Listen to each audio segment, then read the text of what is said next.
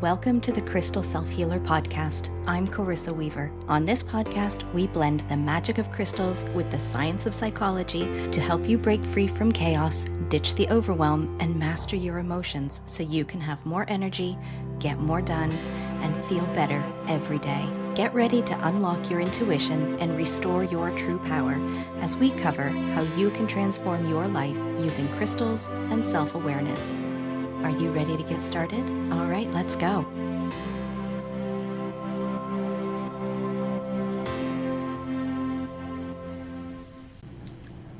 When trust is violated, it can have a reverberating effect in your life. The rawness of the emotions, the lingering doubt and worry. Trust is one of those things that once it has been abused, it's hard to rebuild. When trust is broken, you're likely to withdraw from the people around you. It's a protective mechanism meant to keep you safe from feeling vulnerable or exposed. If left unattended or unprocessed, over time, not only will you continue to feel hurt, you'll feel isolated, alone, and rejected.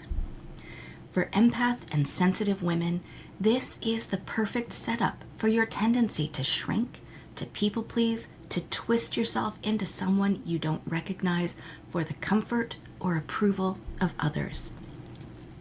This dynamic, the performing, the facade of being okay while you're dying inside, wondering what you did wrong, or trying to figure out why things went the way they went, that drains your energy and damages your sense of self. In this episode, we're going to cover what you can do for trust building and how that applies to your relationships, yourself, and your crystal and tarot practice. As an empath, you genuinely want to be a caring and supportive person.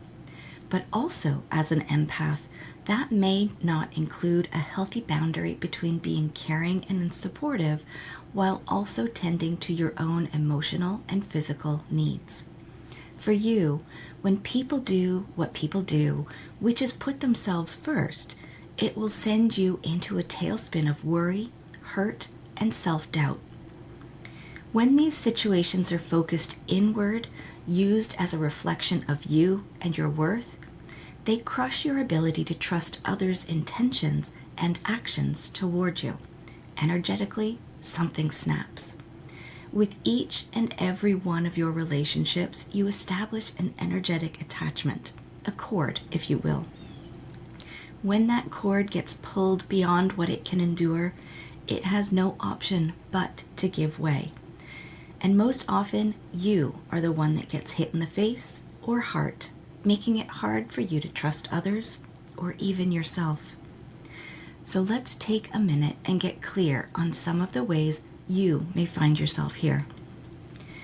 When your nature is to give and give to the people you value or the situations that you're in, while also hoping for a sliver of that effort to be reciprocated, it feels like a deep betrayal. Your inability to trust people in your life comes from your emotional needs constantly being overlooked or ignored. Maybe because there's no reciprocated or shared sense of trying to help each other or being seen and heard by those who are supposed to care for you. It can be the result of competitiveness or jealousy within your workplace, or when colleagues are undermining your ability to do a good job. Or it could be because by constantly focusing your mental energy outward onto what others are doing, caring deeply about what they think, and relying on their permission or approval, that you get caught in a loop where when those external dynamics don't materialize, your happiness, confidence, and sense of emotional safety suffers. The easiest thing to think is that you can't trust other people, and that may be true. But there's someone else who can make a marked improvement in your ability to trust, and that is you. When you shift your focus onto cultivating your own emotional safety. Inside the Empath Inner Circle, the most recent workbook addressed exactly this scenario, creating emotional safety so you can trust yourself with and around people. Not a single person out there is immune to having been hurt by other people. People don't always see how and where their actions negatively impact you. Not that they always think they can never do wrong, but that they are blind to you and your experience. You're left holding the emotional bag because you're not even on their radar. And the sting of that really hurts, especially if you link that to your ability to feel safe in the world, in the way you show up, and in the way you experience your life.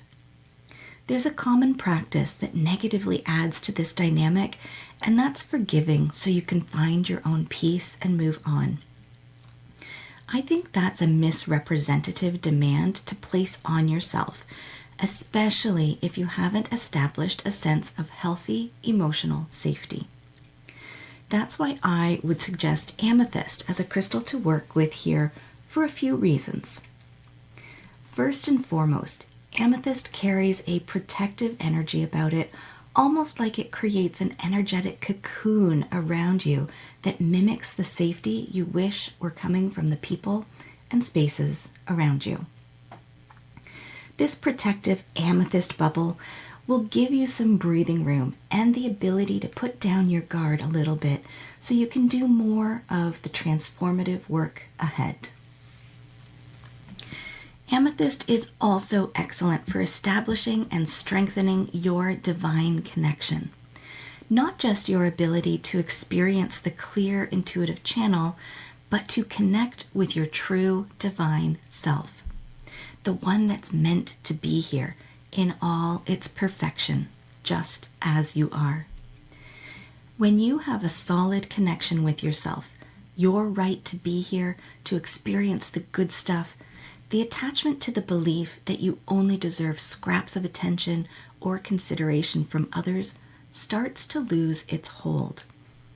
And finally, Amethyst is believed to assist with the releasing of addictive behaviors, and that, my friend, is going directly after the thoughts and beliefs you come back to on the regular that it's something wrong with you. That is why you always find yourself where you are. When these three energetics express themselves in your own self-derived emotional safety, you get to see the world differently. You get to show up more powerfully. You no longer rely on others for permission to be yourself. And their actions no longer define who you see yourself as. Which brings us back to forgiveness. I think there's too much pressure when you think you need to forgive.